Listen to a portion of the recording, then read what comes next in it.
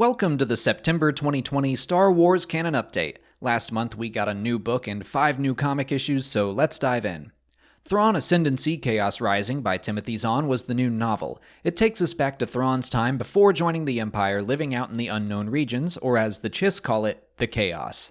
I've done a full review of the book that you can watch, but in it I said that while reading this book I sometimes forgot that I was reading a Star Wars story, and I mean that in a good way. I've been up on my soapbox quite a bit saying I want Star Wars to get into new, uncharted territory, and you can't get much more uncharted than the literal, unknown regions. Sure, there are familiar elements and characters that we know, it's not completely separate from other Star Wars stories, but so much of this story was brand new to me. It was like learning something new about the galaxy every time I turned the page. It made me feel like what we've seen of the Star Wars galaxy is just the tip of the iceberg, and I love that.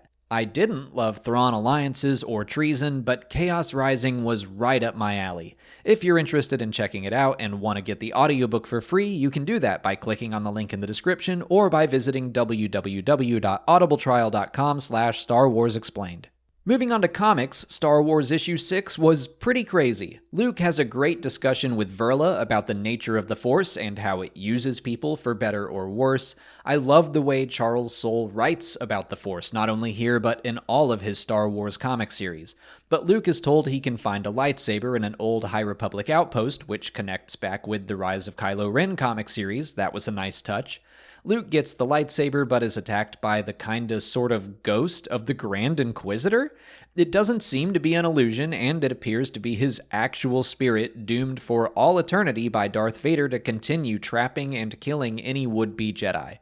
I did a video all about that issue and some of the questions it raises if you want to check that out, but I thought it was awesome. This is the best the main Star Wars run has been in a long time, which is exactly what I was hoping to see from Charles Soule. Darth Vader issue 5 was also great. Vader finally makes his way to Padmé's tomb, and a scan leads him back to Polis Massa, the birthplace of Luke and Leia. There he sees a recording of Padmé saying she still believes there's good in Anakin. Reading these issues, I keep thinking back to the scene between him and Luke in Return of the Jedi and their discussion on Endor just before heading up to the Death Star and the Emperor. We get to see Vader's human side finally start to surface. We start to believe that maybe Luke is right. We don't necessarily need to see how Vader got to that point, but Greg Pak so far is writing a very compelling version of the story that connects back with the prequels so well, just making the whole Skywalker saga feel even more cohesive. I love it. I've done a video all about that issue as well if you want to check it out.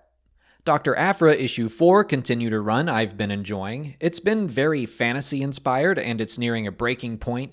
Aphra's been after the mythical Rings of Vale. They only found one, but it was stolen from her team and taken to Ronan Tag, who plans to destroy it. Aphra has a plan to outwit her enemy, but we don't know what it is yet. This was more of a transition issue, moving things along, but it wasn't as good as the previous 3 have been. That said, I'm still very invested in this storyline. Bounty Hunters issue 5 stirred up a little controversy yet again, 2 months in a row.